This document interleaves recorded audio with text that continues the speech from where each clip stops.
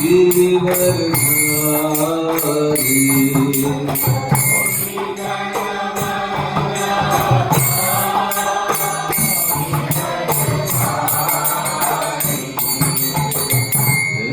यशोदानन्दन भज जन रञ्जन व्रज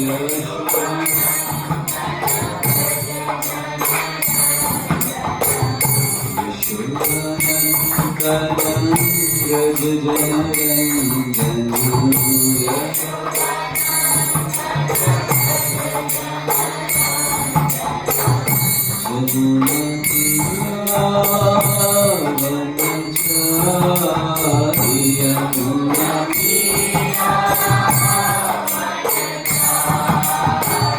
यमुनातीरावनचारि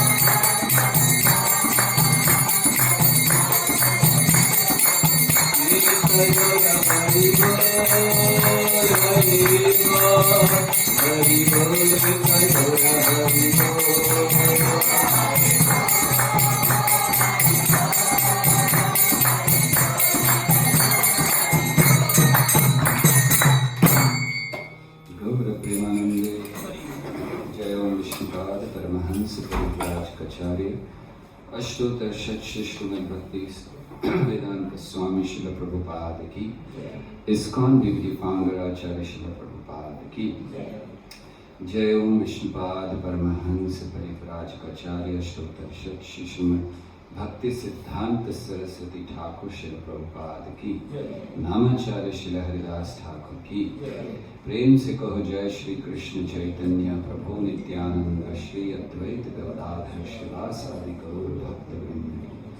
श्री श्री राधा कृष्ण गोप गोपिका श्याम कुंड राधा कुंडली गोवर्धन की जय। गंगा मैया की जय, जमुना मैया की जय, तुलसी देवी की जय, ब्रजभूमि वृंदावन धाम की जय, मायापुर नवद्वीप धाम की जय, पुरुषोत्तम क्षेत्र जगन्नाथपुरी धाम की जय, श्री श्री राधा श्याम सुंदर की जय, श्री श्री सीताराम लक्ष्मण हनुमान जी की जय, श्रील प्रभुपाद की जय, निताय गौर प्रेमानंदे। All glories to assembled devotees, all glories to assembled devotees, all glories to assembled devotees, all glories, all glories, all glories to Shri Guru and Gauranga Srila Prabhupada ki jai।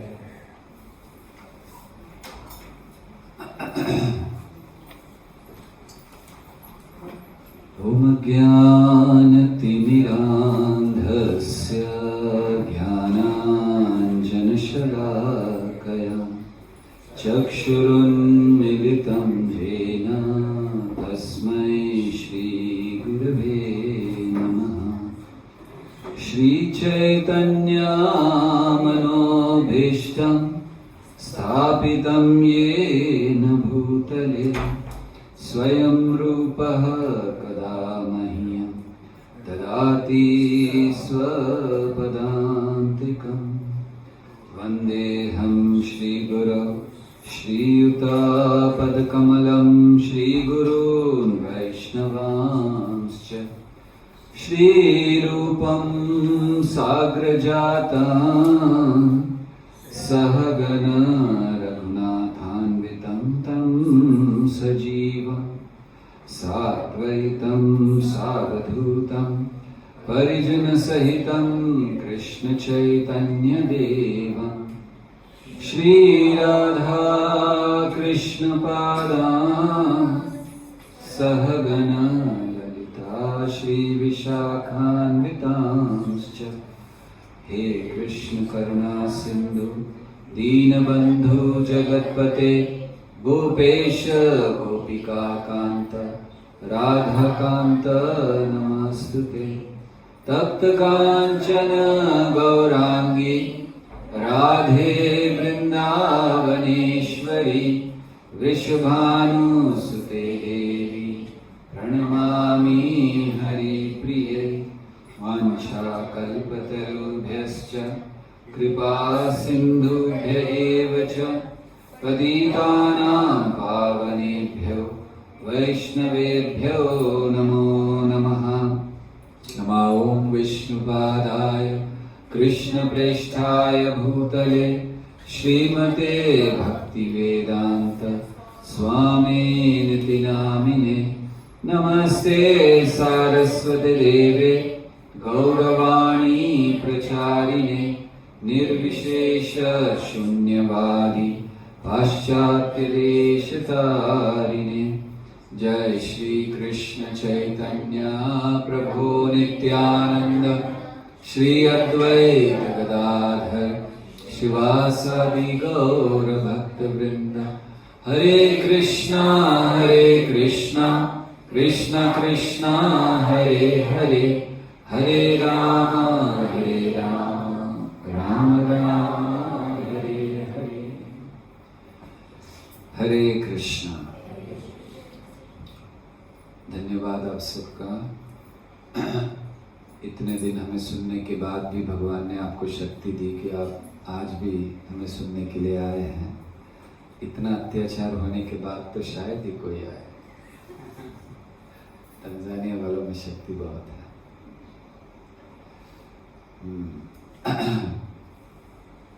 Do you understand Hindi? No, he doesn't understand. Okay. Can somebody at least translate a little bit? You'll do it? Oh, thank you. Sorry, I had to speak in Hindi.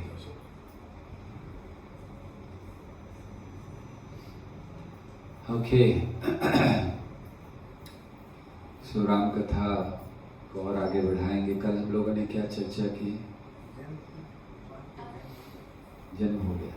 हाँ, और आपने बोला था कि भगवान राम ने अपना चतुर्भुज रूप कौशल्या मैया को दिखाया था. फिर कौशल्या मैया ने बोला था कि वात्सल्य रस नहीं आ रहा तो आप बच्चे बन गए. Very good. और कोई और पॉइंट कल से? 60,000 साल. जो लक्ष्मण और शत्रुघ्न की नजर उन्होंने कहा कि जो प्रसाद मिला था यज्ञ से, वत्सल्य ने कहा था कि पहले आप खाओ, पहले आपको उनके मन में चाह था कि मेरे बच्चे पैदा हो, वो उनकी सेवा में. बहुत अच्छा. क्या नाम था? लक्ष्मण शत्रुघ्न. उनकी मदद का क्या हो रहा है? मदद क्यों हो रही है? और दूसरा आपने ये भी बताया कि माता कौशल्या और भगवान राम जब चतुर्भुज रूप में प्रकट हुए. माता कौशल्या नहीं, भगवान राम चतुर्भुज रूप में प्रकट हुए. हाँ, हाँ. माता कौशल्या और उनके सामने जब भगवान हाँ. राम चतुर्भुज रूप में प्रकट हुए तो उन दोनों का संवाद और माता कौशल्या द्वारा जो विनती की गई कि आप वापस उसी बालपन रूप में हमारे सामने आइए, तो उस वृत्तांत को सुनने से जीवन की मुक्ति प्रदान होती है. सम्मादमयो यस्तु पठे वा शृणुयादपि. बहुत अच्छा. ओके, और कोई? शुक्र की पीढ़ियां चल जाए. 7 आगे 7 पीछे और 7 माता की तरफ. 7 पिता की तरफ से, 7 माता की तरफ से और 7 पिछले जन्म. बहुत अच्छा. और हाँ जी. बाली और सुग्रीव के पिताओं के बारे में बताया था, इंद्र और सूर्य. और आपने बोला था कि जब भी भगवान जी प्रकट होते हैं तब सारे देवता अपने अंश भेजते हैं. और आपने ये भी बोला था, हनुमान जी को पूरी स्टोरी सुनाई थी कि शिव जी का अंश वायु जी ने अंजनी माता के गर्भ में वो लाए और फिर अंजनी माता के जो पति थे केसरी, तो उनके नहीं. इसलिए हनुमान जी वायुपुत्र भी कहलाते हैं और केसरी नंदन भी कहलाते हैं. बहुत अच्छा. और हाँ जी, सिया.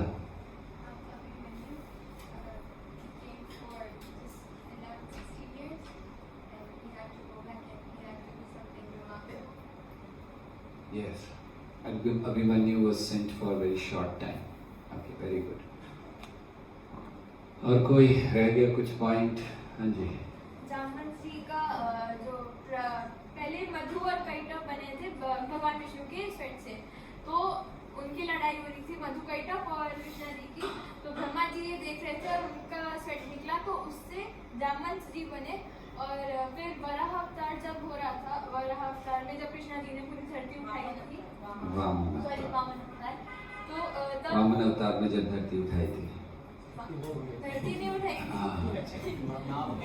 तो जब वामन अवतार में तब जामवंत जी ने उनकी परिक्रमा करने की कोशिश करी तो उन्होंने मेरू पर्वत को छोड़ दिया थोड़ा. तो मेरू पर्वत जी ने जामवंत जी को श्राप दिया था कि आप मृत हो जाएंगे.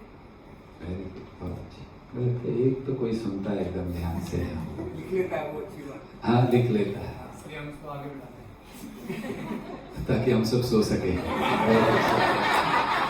ये अच्छी बात है.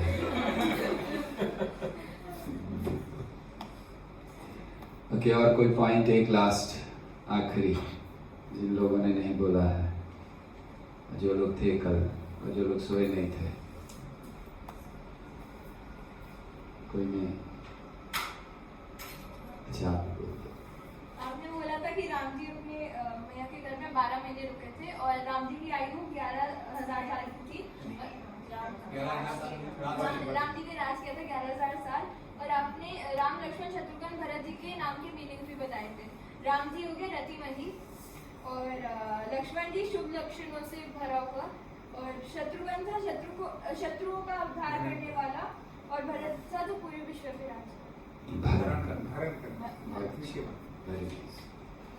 हाँ जी.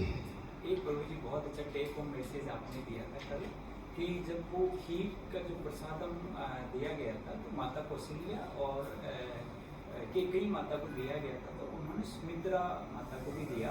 तो सुमित्रा माता की चेतना में पहले से ही ये था कि मुझे सेवा के लिए रहना है। मेरे पुत्र प्रभु जी का पहला पॉइंट वही था। तो वो यस, थैंक यू। सेवा का भाव सेवा कब से शुरू होता है? उस कब से शुरू करना चाहिए? जब से बच्चा गर्भ में आया नहीं। ओके, सो रामचंद्र जी का जन्म हुआ, रामचंद्र जी चतुर्भुज रूप में प्रकट हुए, संवाद हुआ कौशल्या से, और फिर कौशल्या ने कहा संतान छोटे बच्चे बन जाइए, भगवान बच्चे बने, और फिर कल हमने वर्णन किया इस चारों का जन्म हुआ धीरे धीरे।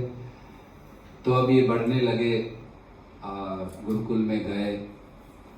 गुरुकुल से पहले भी भगवान ने बहुत सी छोटी छोटी, ज़्यादा उनकी बाल लीलाओं का वर्णन नहीं है, लेकिन कुछ कुछ है। जैसे ये कौशल्या के साथ उनकी लीलाएं हैं। या दशरथ महाराज बुलाया करते थे, खाना लग गया, सब रेडी है खाने के लिए, बुला रहे हैं आइए, तो आते ही नहीं थे, और फिर आराम से बैठे रहते थे, और जब चाहते थे तब आते थे, जब उनकी इच्छा हो। ऐसा भी वर्णन है कि कभी एक बार क्रोध में आकर इन्होंने मटके फोड़ दिए थे। जो आगे करने वाले थे वो उस समय दिखा रहे थे कि अगली बार मटके बहुत फोड़ने वाला हूँ, इस बार एक तो तोड़ कर जाता हूँ। और उन्होंने उसमें से जो था माखन इत्यादि वो भाइयों को बांटा था।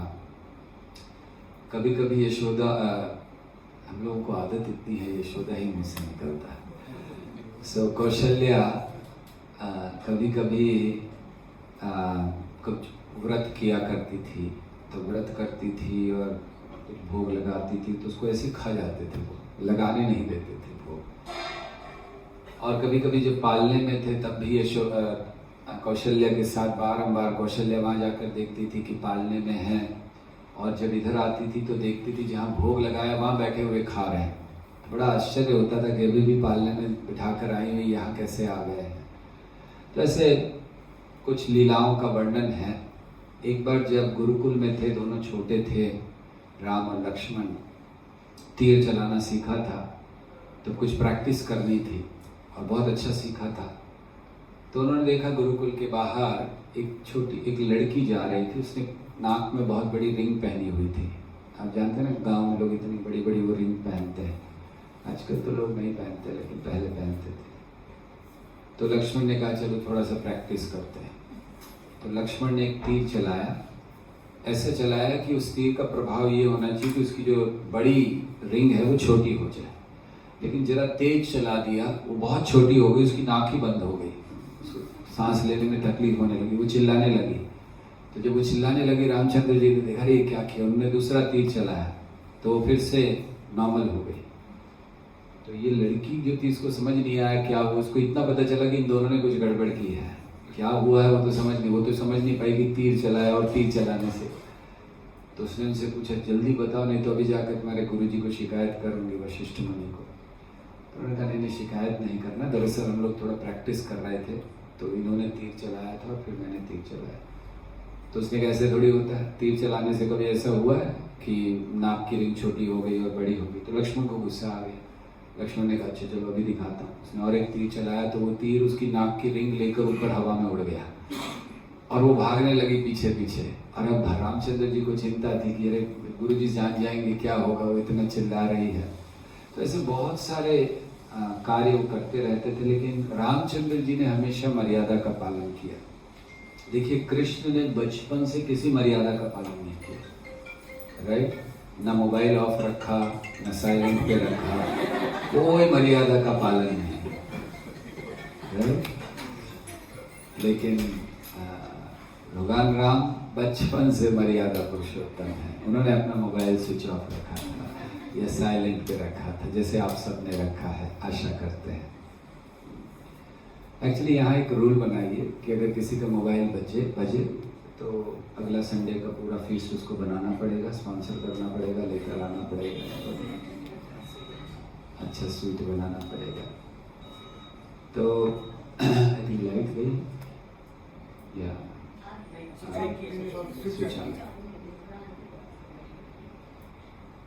सो रामचंद्र जी और भगवान कृष्ण में अंतर यही है। कृष्ण लीला पुरुषोत्तम कहलाते हैं।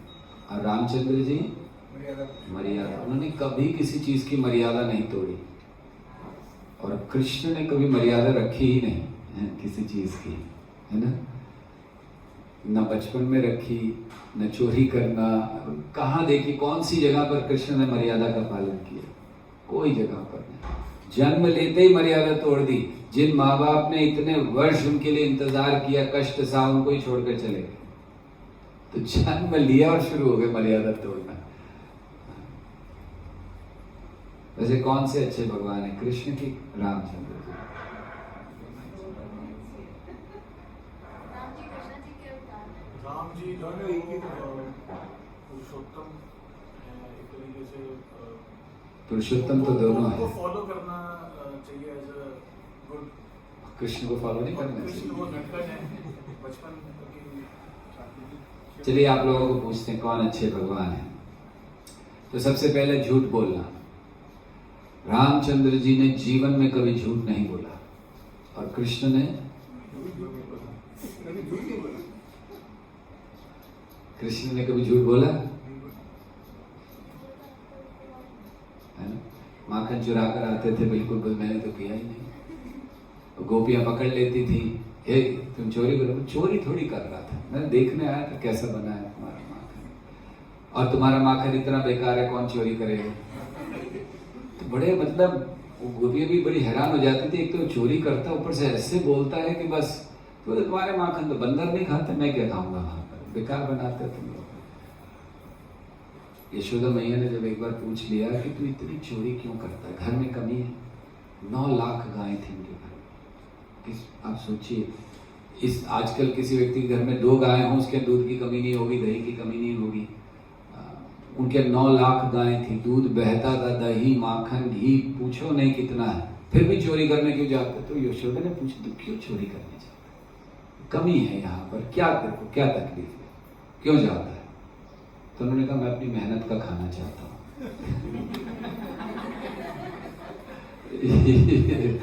इधर जाता हूँ जरा थोड़ी मेहनत करके, तो चोरी क्यों करता है, मेहनत करना है तो ठीक है। तो ऐसे कृष्ण ने अच्छा रामचंद्र जी ने केवल एक विवाह किया। हम अच्छे और बुरे भगवान की बात कर रहे हैं। रामचंद्र जी ने एक ही विवाह किया, और कृष्ण ने 16,109 विवाह उनके हुए, राइट। 16,109।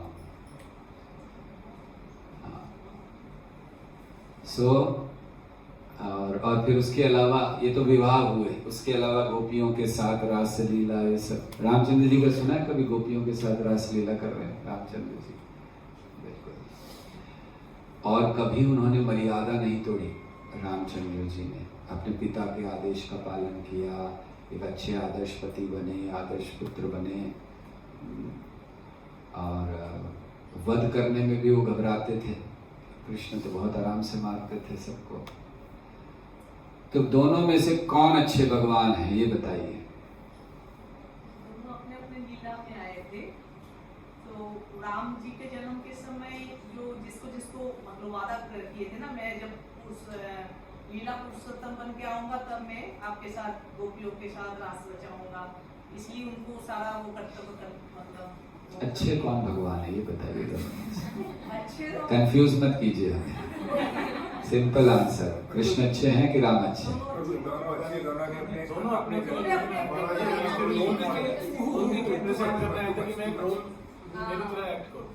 मतलब दोनों ने अपने मैसेज दिए थे अपने अपने उसके हिसाब से, अपनी लीलाओं के हिसाब से। राम भगवान ने अपने मैसेज दिए थे, कृष्ण भगवान ने अपने मैसेज दिए। दोनों नहीं, हमें ठाकुर लीला को समझ नहीं आता। हैं? हमें ठाकुर लीला को समझ नहीं आता। एनीवे, इसलिए रामचंद्र जी को मर्यादा पुरुषोत्तम कहते हैं। वो मर्यादाओं को स्थापित करने आए थे, हर चीज की मर्यादा। और कृष्ण लीला प्रदर्शित करने आए थे कि देखो मेरे धाम में क्या होता है, कैसे आनंद होता है, और कोई मुझे बांध नहीं सकता, किसी बंधन में बंधते नहीं है। तो कृष्ण लीला दर्शाने आए थे। हैं वही कृष्ण वही राम, लेकिन लीलाएं अलग अलग हैं, लीलाओं में भेद है। तो रामचंद्र जी अब करीब 16 साल के हो गए।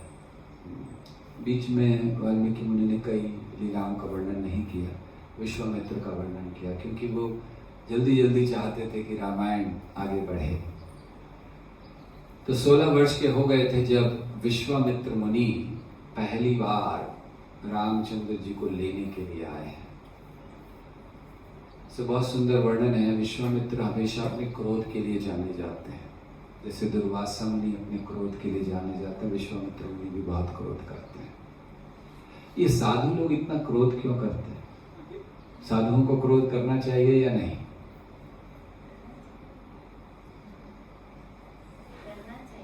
धर्म रोष तो करना चाहिए, धर्म रोष तो करना चाहिए, धर्म के लिए करना चाहिए। हाँ, वैसे भक्तों का, साधुओं का गुण होता है वो सहनशील होता है। उनमें काम, क्रोध, लोभ इत्यादि नहीं होना चाहिए। लेकिन हम देखते हैं कि कई साधु क्रोध करते हैं। तो प्रभुपाद इस बात को समझाते हैं कि मुक्त अवस्था में भी क्रोध होता है।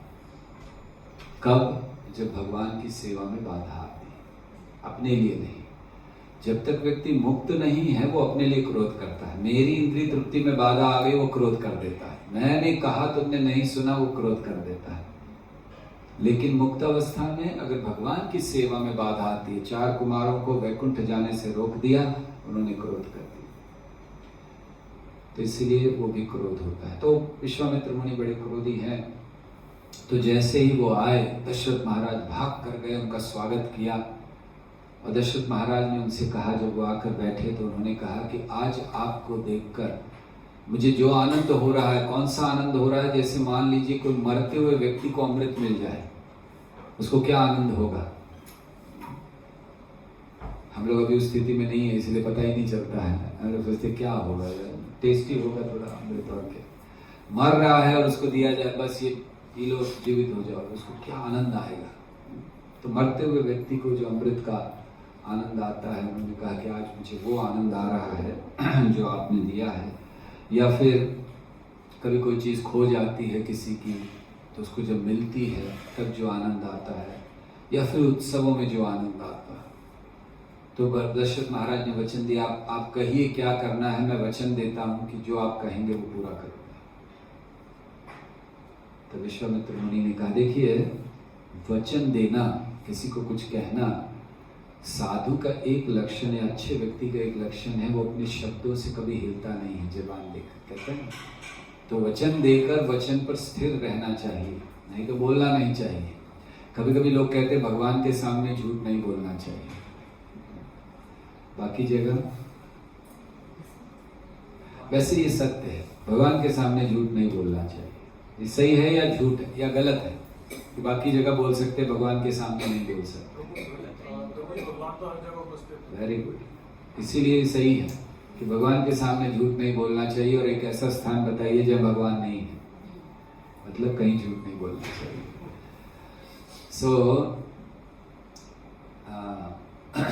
विश्वामित्र मुनि ये जब आए तो दशरथ महाराज ने कह दिया कि आप जो कहेंगे वो करेंगे पूरा।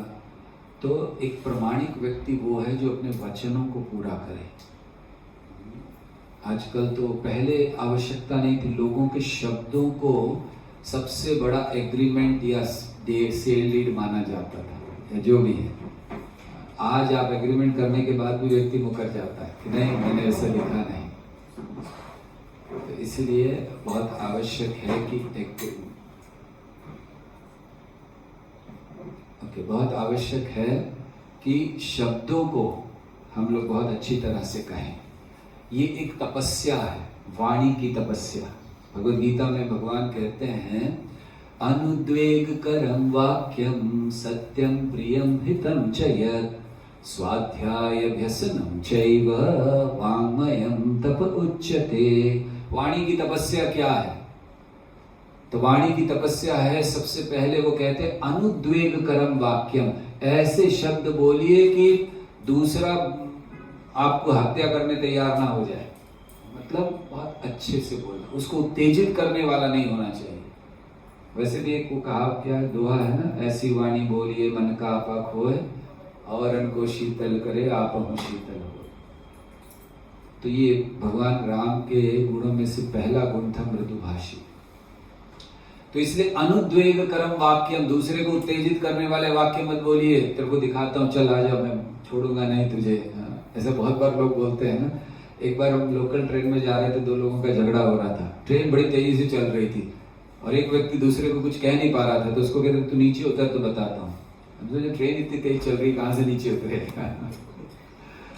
सो अनुद्वेग करम वाक्य। और फिर सत्यम, सत्य बोलना चाहिए, लेकिन सत्य कैसा? हितम, दूसरे के हित में होना चाहिए, नहीं तो वो सत्य भी आपको नरक ले जा सकता है।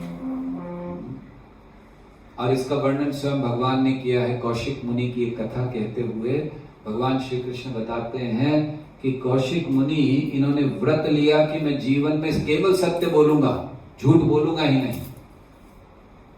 और उन्होंने ऐसा वचन ले लिया। और एक समय एक व्यक्ति भागता हुआ आया अपनी जान बचाकर, बचाइए बचाइए, और वो अंदर चला गया आश्रम में। ये बाहर बैठे हैं, पीछे से सैनिक आए तलवार लेकर। देखा तुमने कहीं वो व्यक्ति को? अब इनके लिए बड़ी तकलीफ थी। अगर हाँ बोलते हैं तो मार डालेंगे उसको, और ना बोलते हैं तो हमारा व्रत टूटेगा। क्या करना चाहिए था कौशिक मुनि को? अगर हाँ बोलते हैं कि देखा तो व्यक्ति मर जाएगा, ना बोलते हैं तो उन्होंने वचन लिया कि मैं सत्य बोलूंगा, केवल झूठ नहीं बोलूंगा, तो वो झूठे हो जाएंगे। क्या करना चाहिए? हाँ, देखा लेकिन दूसरी डायरेक्शन। झूठ नहीं है, लेकिन किसी का जान बचाने के लिए झूठ बोलना पाप नहीं है। पहले वचन को बहुत एकदम सुपीरियर माना जाता था कि प्राण जाए पर वचन ना जाए। हाँ, दूसरे के प्राण जाए पर हमारा वचन ना जाए। राइट? कौशिक मुनि ने सोचा कि मुझे सच बोलना है, मैंने वचन लिया है। तो उन्होंने कहा हाँ वहां है अंदर, वो लोग गए, उसको मार डाला। और भगवान कहते हैं इसके लिए कौशिक मुनि को नरक जाना पड़ा, सत्य बोलने के लिए। क्यों? हितम में नहीं था। सत्यम प्रियम हितम चयत स्वाध्याय व्यसनम, वाणी की तपस्या है सतत शास्त्रों का उच्चारण करना। तो इसलिए सत्य बोलना चाहिए। तो दशरथ महाराज ने बोल दिया, और अब विश्वामित्र ने बोलना शुरू किया। अच्छा, किस लिए आए हैं? उन्होंने कहा दरअसल मैं एक यज्ञ कर रहा हूं यहाँ से कुछ दूरी पर, और जब भी मैं यज्ञ करता हूं तो 2 राक्षस हैं, मारीच और सुबाहु। ये आकर पूरा यज्ञ खराब कर देते, उसमें सब गंदगी डालते, खून हड्डियां सब डालकर उसको अपवित्र कर देते, करने नहीं दे रहे मुझे। अच्छा, विश्वामित्र मुनि खुद इतने शक्तिशाली नहीं थे कि 2 असुरों को मार सके।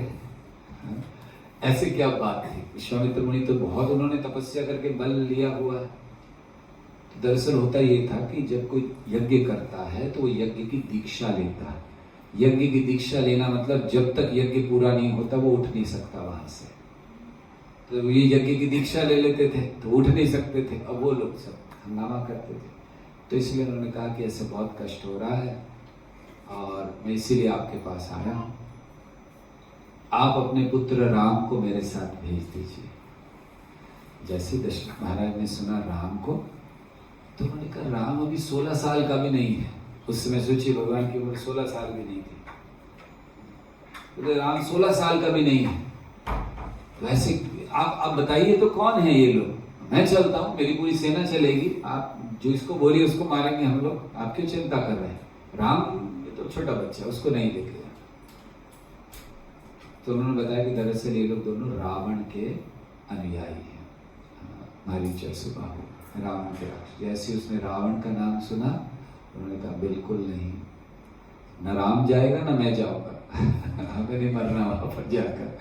तो उन्होंने भी मना कर दिया। मतलब ये भी नहीं कि पहले तो कह रहे थे मैं चलता हूँ, जब रावण का नाम सुना बोले ना मैं जाऊंगा ना राम जाएगा।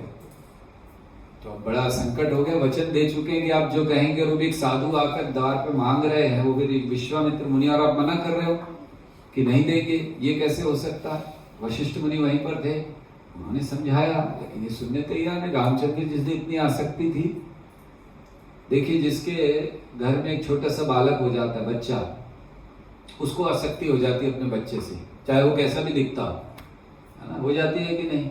अपना बच्चा सबसे ज्यादा प्रिय लगता है ना। दूसरे का बच्चा अच्छा लगता है, लेकिन अपना बच्चा अपना होता है, ऐसे कहते हैं ना लोग, अपना, मतलब उसको उससे ज्यादा प्रेम होता है। तो एक साधारण बच्चे से प्रेम हो जाए और जिसके आंगन में भगवान खेल रहे हैं उसको कितना प्रेम होगा। इसलिए वो लिखा है ना, ठुमक चलत रामचंद्र बाजत पैंजनिया। तो भगवान चल रहे हैं, ठुमक चलत, कभी गिर जाते हैं तो भाग कर उठा रहे हैं। धाय मात गोद लेत दशरथ की रनिया। तो उन्होंने मना कर दिया। देखिए, कभी कभी हम लोग आगे आने वाले अच्छे भविष्य को न देखते हुए आज जो उस भविष्य को लाने वाला है उसको गलत मानते हैं। मतलब दरअसल ये किस लिए आए थे? विश्वामित्र मुनि आए थे राम और सीता का मिलन कराने, और कोई नहीं था, क्योंकि आगे चलकर वो ले जाने वाले थे। लेकिन इस समय ऐसा लग रहा था कि वो नाश करने आए हैं, मारने आए हैं।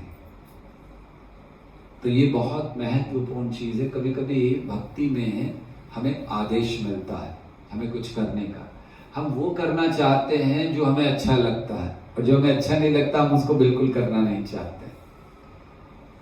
तो रामचंद्र जी को ले जाने के लिए आए हैं विश्वामित्र मुनि, और मना कर रहे हैं दशरथ महाराज। समझ नहीं पा रहे हैं कि कैसे ये बहुत अच्छा हमारे लिए है। तो ये भी दरअसल एक परीक्षा है, प्रेम की परीक्षा। जब हम किसी से प्रेम करते हैं तो कैसे उस प्रेम को दर्शाते हैं? प्रेम को दर्शाया जाता है निस्वार्थ सेवा से। हम भगवान से अगर प्रेम करते हैं तो हम भगवान को कैसे दर्शा सकते हैं कि हम प्रेम करते हैं? निस्वार्थ सेवा। हम लोगों को जब हम भगवान की भक्ति कर रहे हैं 3 गुण जरूर होने चाहिए। पहला निस्वार्थ सेवा, निस्वार्थ भाव।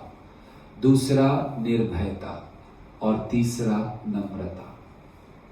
भक्तों में 3 गुण जरूर होने चाहिए। भक्त तो होने ही चाहिए, मतलब भगवान के प्रति आसक्ति, लेकिन ये 3 गुण जरूरी है, निर्भयता, नम्रता और निस्वार्थ भावना। निस्वार्थ मतलब कोई भी कार्य कर रहे हैं उसमें कोई स्वार्थ नहीं है। इस जगत में हम जो कार्य करते हैं उसमें कोई ना कोई स्वार्थ होता है। बिजनेस करते हो स्वार्थ है, जॉब करते हो स्वार्थ है, पढ़ाई करते हो स्वार्थ है, शादी करते हो स्वार्थ है, जो भी करते हो स्वार्थ है। लेकिन भक्त निस्वार्थ, कोई स्वार्थ नहीं। तो स्व अर्थ, एक दृष्टि से भक्त स्वार्थी होता है। क्यों? लेकिन वो सेल्फिश नहीं होता।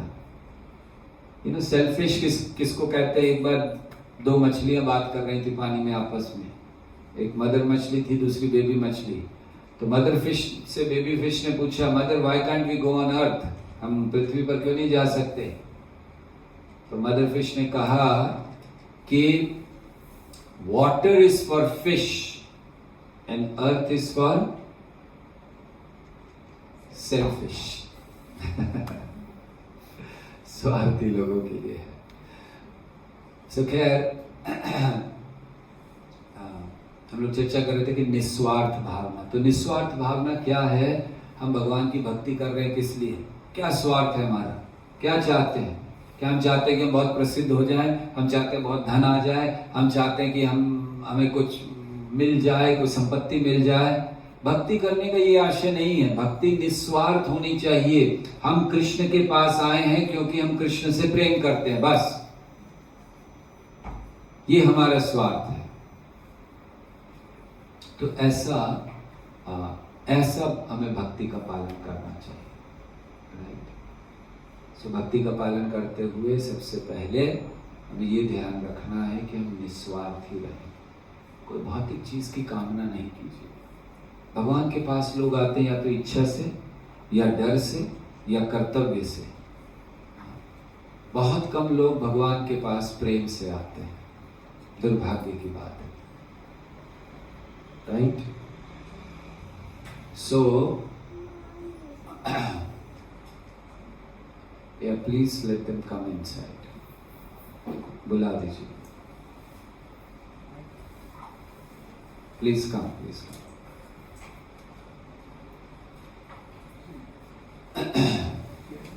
सो बहुत बहुत सारे लोग भगवान के पास, सारे लोगों का ध्यान उधर चला गया, कृष्ण से हट गया, भगवान से हट गया। देखिए ये माया है ना, एक क्षण लगा, सब भूल गए, कृष्ण कथा चल रही है इधर सुने कि सब अरे छोड़ दो।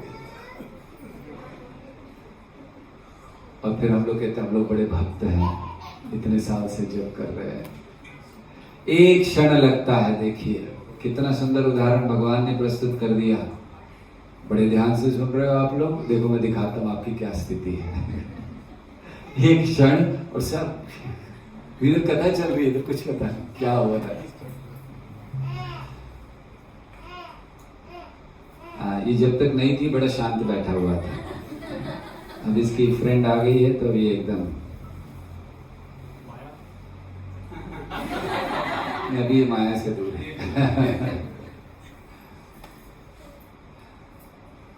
थोड़ा बड़ा होगा तो अपने आप आ जाती, माया को बुलाना नहीं पड़ता। ओके, क्या चर्चा कर रहे थे हम लोग, कहाँ भटक गए हम लोग सब, माया में पड़। हाँ, निस्वार्थ, यस। सो निस्वार्थ सेवा होनी चाहिए हम लोगों की। भगवान की भक्ति कर रहे हैं, भगवान की भक्ति में स्वार्थ होगा तो क्या होगा। लोग इच्छा से आते हैं कि नहीं, धनम देही रूपम देही, भगवान पैसा दे दो, भगवान फैक्ट्री अच्छी करा दो, मेरे बच्चे की शादी करा दो, मेरी शादी करा दो, जो भी, राइट। लाइन लगी रहती है, लिस्ट लंबी होती है हमारे पास। और जब दुख होता है तब तो बहुत जल्दी आते हैं भगवान के पास। दूसरा, डर से आते, अगर नहीं आए तो कुछ हो जाएगा। आज मैं गया नहीं भगवान के पास तो आज पक्का व्यापार में नुकसान हो जाएगा, और उसी दिन हो भी जाता है तो बस हो गया, फिर तो बस यही सही। देखा, भगवान के पास नहीं है, इतना डर। और ज्यादातर लोगों को डराया जाता है, तुम ये नहीं करोगे नरक में जाओगे। सोचते चलो यार अच्छी बात है, चल लेते। जैसे मैं आपको बताया होगा एक बार, महाराष्ट्र में एक स्थान है शनि शिंगणापुर, शनिदेव जी का स्थान है। कितने लोग गए, कोई देखा है, नाम सुना है? आप गए हो आप लोग? ओके, बहुत अच्छा। सो वहां पर कहते हैं कि शिंगणापुर में पूरे गांव में, छोटा गांव है, ज्यादा बड़ा नहीं है, तो दरवाजे नहीं है, किसी घर में दरवाजे नहीं है, गोदाम में दरवाजे नहीं, दुकानों में दरवाजे नहीं, वो दरवाजे नहीं लगाते वहां। क्यों? कोई चोरी नहीं होती। सो हम लोग उस समय कॉलेज में पढ़ते थे बंबई में, और आप सोचो बंबई में पढ़ने वाला ये उसको सुनाई देगी कोई ऐसी जगह चोरी नहीं होती, वो विश्वास ही नहीं करता। बंबई तो ऐसा स्थान है, बैग रखा, इधर देखा, बैग गायब, ढूंढ रहे किधर है। तो हम लोग गए थे, कुछ मित्र हम लोग गए, हमें देखना था। हम लोग सही बता रहे हैं, शनिदेव जी को प्रार्थना प्रणाम, लेकिन उनके दर्शन की कोई इच्छा नहीं थी, हम तो देखना चाहते थे चोरी कैसे नहीं होती है वहां पर। तो हम लोग 3-4 फ्रेंड कॉलेज के हम लोग चले गए थे, सो गाड़ी कार में गए थे। तो ड्राइवर को कहा, हम लोगों के पास चेन थी, घड़ी, बटुआ, ये सब। तो हम लोग ने सब, क्योंकि वहाँ नियम ये है कि आपको एक धोती पहनकर नहा कर फिर जाना होता है। तो उसने कहा आप नदी में स्नान कराओ सब।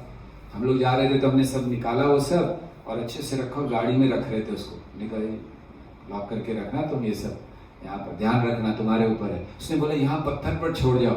हम लोग बोले पागल हो गए, इतना गुस्सा आया था, ये सब चीजें पत्थर पर छोड़ जाओ, क्योंकि हमको पता था कुछ हो गए तो घर पे जाके तो पेरेंट्स एकदम काम गई, सोने की चेन हो गया।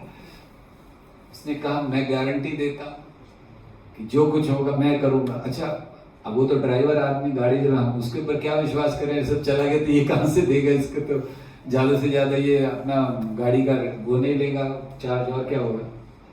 फिर भी चलो किसी तरह वो, उसने बहुत काम लोग छोड़कर चले गए, ठीक है चले गए। हम घूम रहे थे तो हमने देखा सही में कहीं दरवाजे नहीं है, कहीं कुछ नहीं है। अच्छा, उस समय तो हम ऐसे भक्ति में भी ज्यादा नहीं, भक्त तो मतलब इस्कॉन से नहीं जुड़े थे। तो हमने एक वृद्ध व्यक्ति से पूछा वहां पर कि क्या इसकी स्टोरी है, बताओ जरा, ये क्या है, ऐसा क्यों नहीं होता यहाँ, चोरी क्यों नहीं होती है, सब लोग खुले रखा है सब ओपन। तो उसने बताया कि दरअसल यहाँ पर जो भी कोई चोरी करता है इस क्षेत्र में, तो इसके बाहर नहीं जा पाता, पागल हो जाता है या मर जाता है, इसलिए कोई चोरी नहीं करता। हमने उस समय उससे कहा था, इतना डराओगे तो चोरी कौन करेगा। सही है ना, आपने इतना डर फैला दिया कि इसमें जो चोरी करेगा वो, तो चोर भी सोचेगा छोड़ो दूसरे गांव में चोरी करता, क्यों बेकार में रिस्क लूं मैं। तो इतना डरा के रखोगे तो चोरी कौन करेगा। सो कभी कभी लोग भक्ति डर से करते हैं, भय से, ये नहीं करोगे तो ये हो जाएगा, ये नहीं करोगे तो ये हो जाएगा। देखिए कितना डराया जाता है। क्रिश्चियनिटी क्या होता है उसमें, पूरा डराया जाता है, वो डे ऑफ जजमेंट, हेल, ये वो पता नहीं क्या क्या बोलते हैं। और इसका हमने प्रमाण देखा। हम बोत्सवाना में थे, तो बोत्सवाना में हमारे बहुत सुंदर मंदिर है इस्कॉन का। तो हमने एक स्कूल के स्टूडेंट्स को बुलाया था, तो विद्यार्थी आए थे, छोटे बच्चे थे सारे, और कम से कम 200-300 स्टूडेंट्स थे। तो हमने उनको कुछ थोड़ा सा सुनाया, और उसके बाद हमने उनसे एक प्रश्न पूछा हर एक से कि अगर भगवान तुम्हारे सामने आ जाए तो तुम क्या करोगे। छोटे बच्चे हैं, मतलब वो कोई हमारी तरह नहीं है कि हम लोग बड़ी बड़ी बातें करेंगे, कृष्ण प्रेम मांगेंगे, ये वो तो प्रैक्टिकल बोलने वाले हैं, क्या करने वाले हैं। छोटे बच्चों से पूछा, देखिए आप लोगों से पूछे तो आप सबके उत्तर ये होंगे, हम कृष्ण प्रेम मांगेंगे, हम सेवा मांगेंगे। होगा नहीं जब सामने आएंगे, लेकिन हम लोग अभी कहेंगे। सो भगवान सामने आएंगे, हमने पूछा क्या करोगे, आधे से ज्यादा जिन बच्चों से पूछा, आधे से ज्यादा बच्चों का उत्तर था आंख बंद करके डर कर भाग जाएंगे। छोटे बच्चों का उत्तर, क्यों कुछ सिखाया वही जा रहा है, भगवान दंड देने वाले हैं, ये है वो। तो या तो इच्छा से जाते हैं या डर से, प्रेम से बहुत कम जाते हैं। हमें भगवान के पास निस्वार्थ भाव क्या है, प्रेम से आए। हम भगवान आपके पास आए, क्यों आए हो भगवान पूछे, बस आपसे प्रेम करते हैं इसलिए आए। कुछ चाहिए, बिल्कुल नहीं चाहिए, कुछ दे दूं, नहीं कुछ नहीं चाहिए, निस्वार्थ भाव। दूसरा नम्रता, अहंकार बिल्कुल भगवान को पसंद नहीं है। और भगवान बड़ी जब तोड़ते हैं ना भगवान अहंकार, तो क्या कहते हैं कि आवाज नहीं होती लेकिन चोट बहुत लगती है। भगवान कभी कभी बहुत अहंकार तोड़ देते हैं। हमें इंतजार नहीं करना चाहिए कि भगवान अहंकार तोड़े हमारा, उससे पहले ही नम्र हो जाना चाहिए। जैसे एक उदाहरण, एक व्यक्ति ने नई कार खरीदी, तो पार्किंग लॉट से निकल बड़ी स्पीड में जा रहा था। सो वो जब स्पीड में जा रहा था कार को लेकर, तो सामने से अचानक एक ईंट आई और उसका विंडशील्ड आगे का जो शीशा था पूरा टूट गया। आप सोचिए, नई कार बाहर निकाल रहा है और उसको बड़ा गुस्सा आया। उतना देखा कौन है, तो एक बच्चा खड़ा था, छोटा बच्चा, उसने मारी थी ईंट। तो बहुत चिल्लाने लगा। होता है ना ऐसा कि अगर हमारी कार को कोई मार दे, कितना बच्चा नहीं देखते, आप तो चिल्ला, कौन इसके माता पिता सिखाया नहीं है, ये वो बोलते हैं कि नहीं बोलते। दूसरे की कार टूट जाए तो हम जाकर उसको समझाते हैं, ठीक है बच्चा है, कर दिया, छोड़ो, क्यों इतना गुस्सा कर रहे हो। अपनी कार होगी तो पूरा हंगामा, तो वो बड़ा हंगामा करना है। उसने कौन है बच्चा, किसका, तो उस बच्चे ने ऐसे दिखाया उधर, उसने बताया, उधर दिखाया तो उधर एक उसका बड़ा भाई था बहुत हेफ्टी, और वो व्हील चेयर पे था, गिर गया था नीचे। तो उस बच्चे ने कहा कि मैं बहुत देर से कारों को रोकने का प्रयास कर रहा हूँ कि कोई आके मुझे मदद कर दे मेरे भाई को उठाने के लिए, कोई रुक ही नहीं रहा था, तो इसलिए मैं क्या करूँ, मैंने उठाया, पत्थर मार दिया, रुको गाड़ी तो रुके। यही हमारा जीवन में होता है। हम लोग बहुत तेजी से आगे बढ़ रहे हैं, बहुत स्पीड में आगे बढ़ रहे हैं, एडवांस हो रहे हैं, मॉडर्नाइजेशन हो रहा है बहुत तेजी से, लेकिन भगवान को इसीलिए कभी कभी पत्थर मारना पड़ता है रोकने के लिए, तो वो जीवन में कष्ट है। तो इसलिए नम्र पहले हो जाना चाहिए। और तीसरी चीज है निर्भयता। क्यों भय नहीं होना चाहिए, भगवान साथ में हमारे हर समय। किस चीज का डर है हमें, भक्त को किस चीज का डर होना चाहिए, क्या विश्वास नहीं है कि भगवान साथ में है, हर समय साथ में, तो इसलिए हमें ऐसे रहना चाहिए। तो खैर ये सत्य की बात आई। तो जब मना कर दिया कि नहीं दूंगा, नहीं जाएंगे साथ में, रावण से कौन युद्ध करेगा, तो विश्वामित्र मुनि एकदम क्रोधित हो गए कि अरे तुमने वचन दिया है। फिर वशिष्ठ मुनि ने समझाया कि ये जानते विश्वामित्र खुद ही इतने शक्तिशाली हैं, ये मार सकते हैं उनको, ये तो राम का गुणगान कराना चाहते हैं। अध्यात्म रामायण में लिखा है कि वशिष्ठ मुनि कहते हैं, आप भूल गए कि आपने प्रार्थना की थी भगवान को अवतार लेने के लिए, और ये राम वो है, तो आप क्यों चिंता कर रहे हो, उनका कौन कुछ बिगाड़ सकता है। वैसे जब अगर भगवान किसी की रक्षा कर रहे हो, उसका कोई कुछ नहीं बिगाड़ सकता, तो तो भगवान का कोई क्या बिगाड़ सकता है? रहीम का एक बहुत प्रसिद्ध दोहा है। रहीम का नाम सुना आप लोगों ने? रहीम, हम रामचंद्र जी की बात कर रहे हैं और रहीम की दोहे कह रहे हैं, तो हमें कुछ और याद आ रहा है। लेकिन रहीम बहुत अच्छे, हालांकि दूसरे धर्म, लेकिन बहुत अच्छे भक्त थे, कृष्ण के भक्त थे। तो रहीम ने दोहा लिखा है, बहुत सुंदर दोहा। वो कहते हैं, रहीमन को का करे जुआरी चोर लबार, जो पतराखन हार है माखन चाखन हार, रहीमा माखन चाखन हार। तो रहीम कहते हैं, बहुत सुंदर बात कही है रहीम ने। वो कहते रहीमन को का करे, कौन आपका कुछ बिगाड़ लेगा? को का करे, कौन? 3 लोगों का नाम लिया, जुआरी, चोर, लबार। मतलब अगर कोई जुआ खेलने वाला है, या कोई चोरी करने वाला है, या फिर कोई लंपट आदमी है, कुछ नहीं बिगाड़ सकता।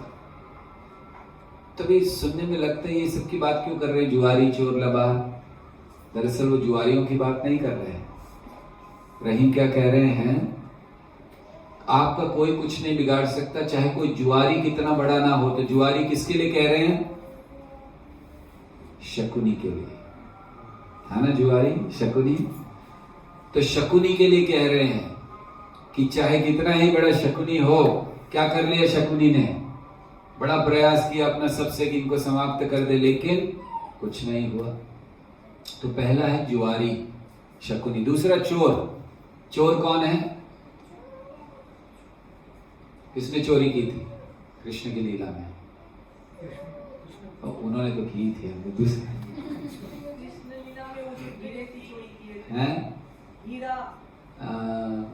नहीं, वो भी नहीं।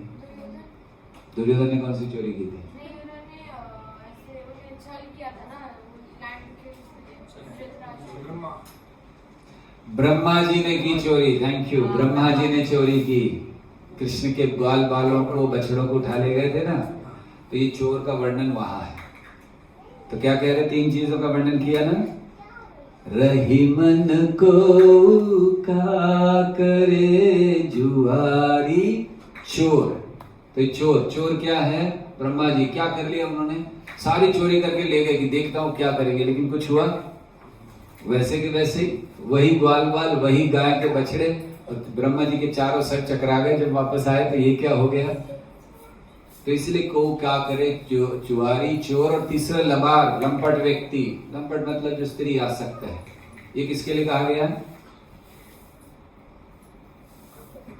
दुशासन, जो साड़ी खींच रहा है। तो द्रौपदी की वो साड़ी खींच रहा है, क्या कर लिया? खींचता रहा साड़ी, सबके सामने निर्वस्त्र करना चाहता था। कुछ हुआ? कुछ कर पाया? नहीं। क्यों नहीं कर पाया? इसीलिए अगली लाइन में वो कहते हैं, जो पतराखन हार है माखन चाखन हार। अगर ये माखन चोर हमारी रक्षा करने वाला है, तो फिर कोई क्या कर लेगा? जुआरी, चोर, लबार। तो इसलिए भक्त को विश्वास होना चाहिए। भक्त निर्भय होता है कि क्यों पतराखन हार है माखन चाखन हार। चिंता क्यों करना? कृष्ण के ऊपर पूरा आश्रित रहना चाहिए। अर्जुन का एक गुण था। अर्जुन जब गए कृष्ण के पास, युद्ध होने वाला है, तो सहायता चाहिए। कृष्ण ने कहा, एक तरफ मैं हूं, एक तरफ मेरी सेना है, मैं युद्ध नहीं करूंगा, मेरी सेना पूरी युद्ध करेगी, जो चाहिए ले लो। अर्जुन ने कहा, मुझे आप चाहिए।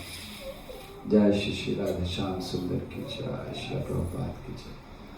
अर्जुन ने कहा, मुझे आप चाहिए। कृष्ण ने कहा, बेवकूफ, अरे पूरी सेना है, अस्त्र शस्त्र, मैं तो युद्ध ही नहीं करूंगा, बिल्कुल हाथ नहीं लगाऊंगा, किसी को मारूंगा नहीं, क्या फायदा? अर्जुन ने कहा, बस मुझे पता है क्या फायदा है। और पता लगा ना महाभारत के वॉर में क्या फायदा हुआ। तो अर्जुन ने उनको चुना। और जब युद्ध हो रहा था तो भीष्म ने घोषणा कर दी कि कल मैं पांडवों का वध कर दूंगा। भीष्म मतलब कोई साधारण योद्धा नहीं थे, जैसे हम और आप बोले कल मैं इसको मार दूंगा, वो व्यक्ति बोले ठीक है कल देखिए, कोई चिंता नहीं। लेकिन भीष्म इतने शक्तिशाली, उन्होंने घोषणा की है तो सब हिल गए, पूरा पांडवों का कैंप में हड़कंप मच गई, क्या होगा। स्वयं कृष्ण चिंता में थे, वो इधर से उधर घूम रहे थे। कृष्ण रात के समय जब सोना चाहिए इधर से उधर घूम रहे, अर्जुन सो रहा था आराम से। कृष्ण ने देखा, कृष्ण ने उसको उठाया, अर्जुन उठो। अर्जुन उठा, क्या हो गया, युद्ध शुरू हो गया कि क्या हुआ? तो उन्होंने कहा नहीं। तो बोले फिर तुम सो क्यों रहे हो? बोले रात का समय है, सोना है, रात में तो सोते हैं लोग, तो क्या प्रॉब्लम है? बोले अरे तुम्हें पता नहीं, तुम्हें याद है ना कि भीष्म ने घोषणा की है कि कल तुम्हें मार डालेंगे 5 पांडवों को। मैंने कहा हाँ पता है मुझे। तो फिर तुम सो क्यों रहे हो, तुम्हें कोई चिंता नहीं है? बोले आप है ना चिंता करने के लिए। अर्जुन फिर सो गया वापस। ये विश्वास है।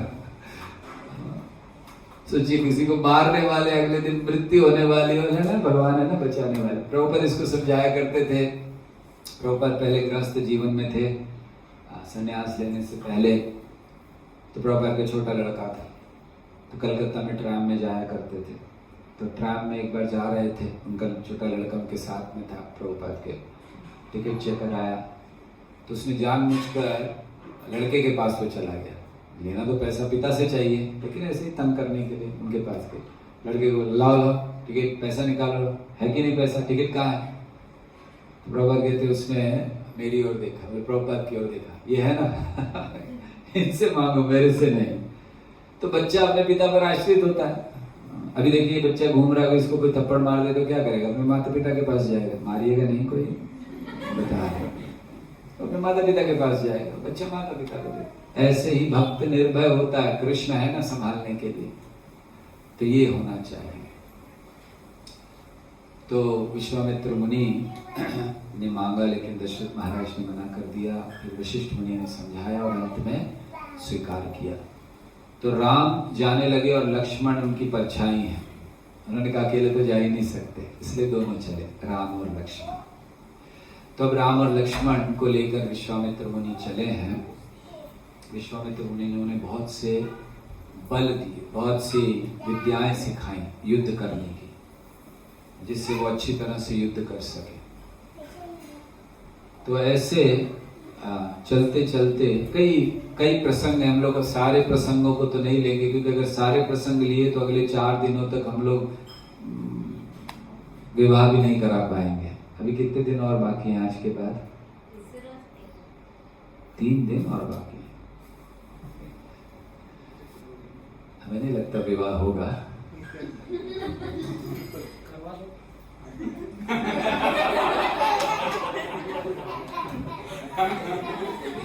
पंडित समझा हुआ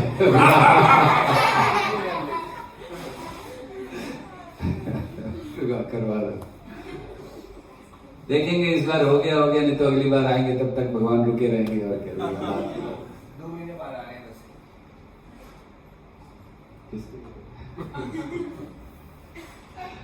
जी, अंतर्यामी है एकदम। उनको आगे होने वाली बात अभी पता चल जाती है।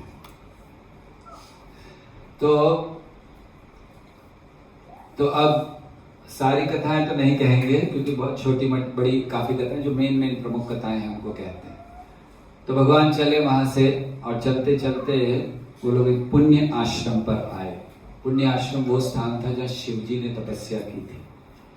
आप जानते शिव जी सदैव तपस्या में रहते हैं, हमेशा। शिव जी आपने कभी देखा है शिव जी को घूमते हुए? हमेशा शिव जी तपस्या में रहते हैं। तो शिव जी तपस्या कर रहे थे, तो वहां कामदेव आए। जैसे हमने वर्णन किया था, नारद मुनि को प्रभावित करने से शिव जी को भी प्रभावित करने आए। शिव जी ने तीसरी आंख खोली और वो जलकर खाक हो गया। शिव जी को कुछ ज्यादा करना नहीं पड़ता उनको समाप्त करने के लिए। शिव जी कौन है? ब्रह्म संहिता में ब्रह्मा जी वर्णन करते हैं, क्षीरम यथा दधि विकार विशेष योगात् संजायते नहीं तथा पृथगस्ति हेतु यह शंभुताम अपि तथा समुपैतिकाया गोविंदमादि पुरुषम तमहं भजामि। कि जैसे दूध से दही बनता है, तो कोई अंतर है दोनों में कि नहीं है? हाँ जी, प्रॉपर्टीज प्रॉपर्टीज अलग है वही, दूध से आया है। अच्छा, दूध से जितना चाहे दही बना लो, दही को वापस दूध। तो ब्रह्मा जी कहते हैं कि जो शिव जी हैं ये इस तरह से, क्षीरम मतलब दूध, यथा दधी, दधी मतलब दही। तो जैसे दूध से दही बनता है, गोविंदम आदि पुरुषम, गोविंद आदि पुरुष हैं, और उनसे जैसे दही बनता है ऐसे ही उनका विस्तार है शिव जी। तो एक दृष्टि में दूध और दही में अंतर नहीं है, एक ही फैमिली के हैं ना, या एक ही तरह, लेकिन फिर भी भेद है। तो इसी तरह भगवान और शिव जी में। तो शिव जी तपस्या कर रहे थे और उन्होंने जलाया, तो ये आश्रम देखा। फिर आगे गए नदी में, उन्होंने गंगा की आवाज सुनी, तो वहां पर नदियों के बारे में पूछा। आगे चलकर गंगा के अवतरण की कथा कहेंगे जब वो आश्रम से आगे चले जाते हैं। आज हम ताटका का वध करना चाहते हैं, इसीलिए जल्दी जा रहे हैं, ताटका को मारना चाहते हैं। इन दोनों को थोड़ा बाहर खिला दीजिए ना, बहुत डिस्टर्बेंस हो रहा है। खेलने के लिए केवल बाहर ले जा सकते हैं माता जी, आपके पॉइंट्स हम लिख देते हैं।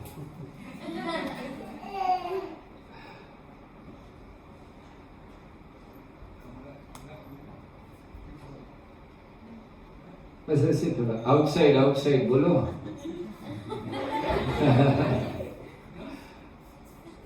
Thank you. अब ये चुप रहेगी, कोई होगा नहीं ना इसके साथ में, तब ये चुप रहेगी। राइट? आप चुप रहोगे? नहीं? हाँ तो बोल दो। हाँ ना, ऐसे बोलो, ऐसे। ओके।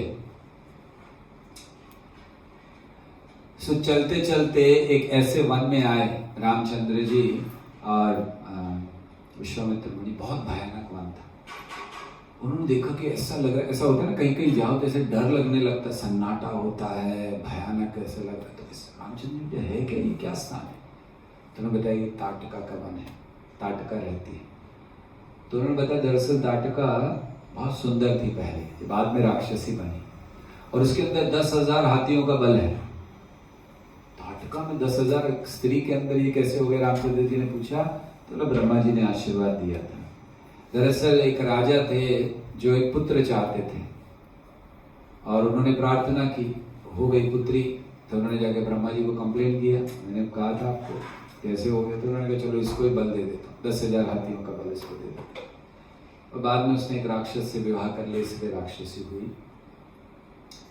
ताटका बहुत शक्तिशाली राक्षसी थी, और विश्वामित्र मुनि ने चेतावनी दी, राम तैयार रहो, कभी भी आ सकती है वो, क्योंकि उसको सुगंध आ जाती है मनुष्य की एरिया में आते ही।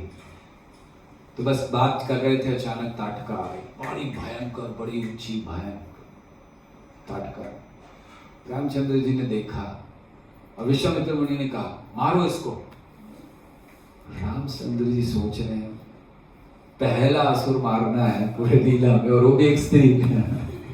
बोले लोग क्या कहेंगे? रामचंद्र जी सोच रहे थे, मर्यादा है ना, मर्यादा पुरुषोत्तम है, तो क्या कहेंगे? एक्चुअली कृष्ण के साथ भी यही हुआ था। सबसे पहली जो मारी थी पूतना। दरअसल इसीलिए उन्होंने आंख बंद कर ली थी। भागवत में भी वर्णन है, सब जगह वर्णन है कि जब पूतना आई, पूतना अंदर प्रवेश किया, तो कृष्ण ने आंखें बंद कर ली। तो आचार्यगण समझाते आंखें क्यों बंद कर ली? वो सोच रहे थे अरे फिर वही वही रिपीट हो रहा है, पहले भी एक स्त्री को मारा, अभी फिर से स्त्री को मारना होगा। तो रामचंद्र जी की इच्छा नहीं थी कि नहीं मारेंगे। तो युद्ध शुरू हो गया। वो भागी, पत्थर फेंक रही है, वो एकदम, वो तो बहुत कुछ कर रही थी। रामचंद्र जी बस इधर उधर तीर चला, मार ही नहीं रहे उसको। विश्वामित्र मुनि कह रहे देखो वो इधर उधर ऐसे।